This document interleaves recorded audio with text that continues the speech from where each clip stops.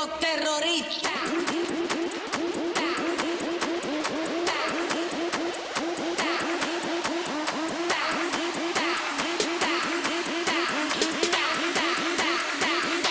They do the Harlem Shake.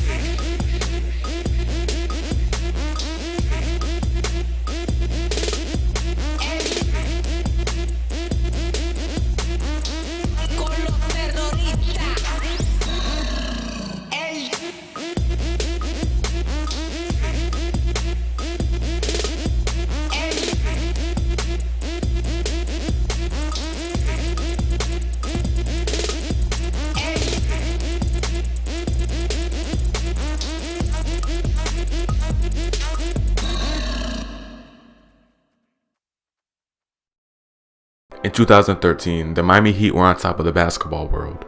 The previous season, they got to the finals for the second time in a row and finally broke through and won a championship. This was LeBron's greatest achievement at the time, and you could just tell how much he's been waiting for this moment. The following season, with hopes to win back-to-back titles, the Miami Heat created magic with the historic 27-game win streak. The 27-game win streak ranks second all-time behind the Los Angeles Lakers in 1971-1972 with 33 games.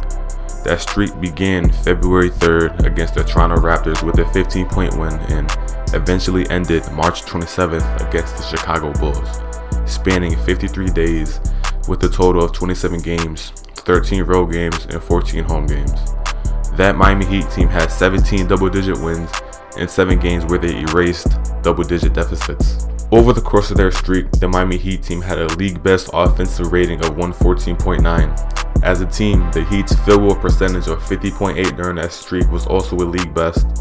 They ranked third in three-point shooting with 40.3 and turnovers with 13.3, while ranking second in steals with 9.9.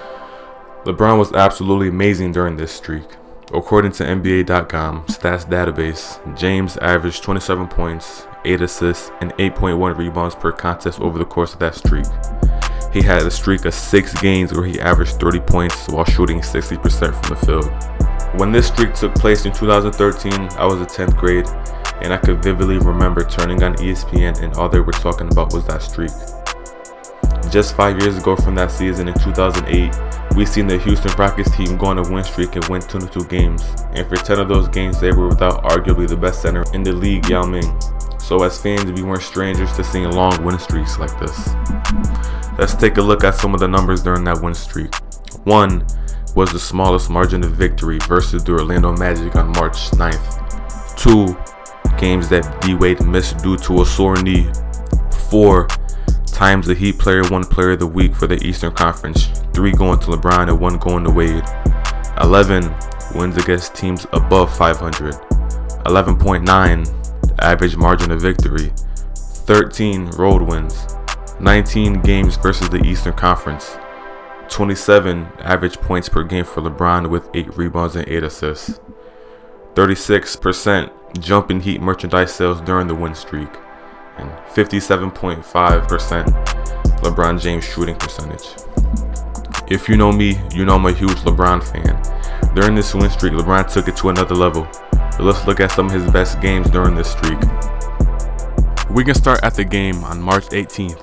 For some people, this March 18th date was seen as the end of the winning streak, and for the first quarter, where the Heat were outscored 31-19, that happened to be true. But unfortunately for the Boston Celtics, LeBron just happened to be on that day. And even though Jeff Green was unstoppable that game and scored a career high 43 points while he shot 14 or 21 from the field, LeBron and the Heat had the last laugh when LeBron knocked down a 21-footer with 10 seconds left to end the game. All even at 103.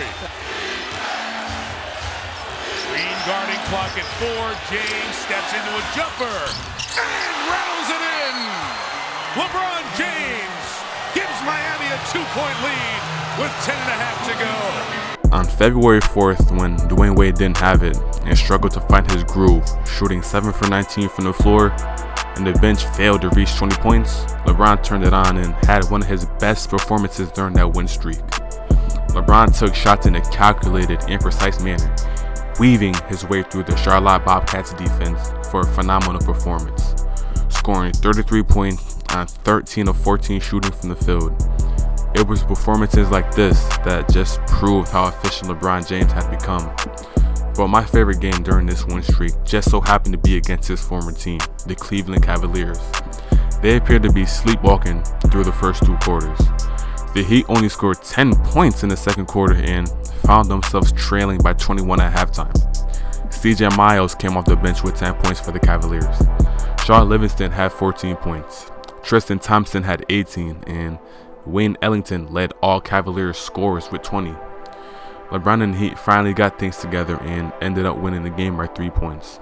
But for James, it was a tough environment, and the fans really wanted him to feel bad for leaving.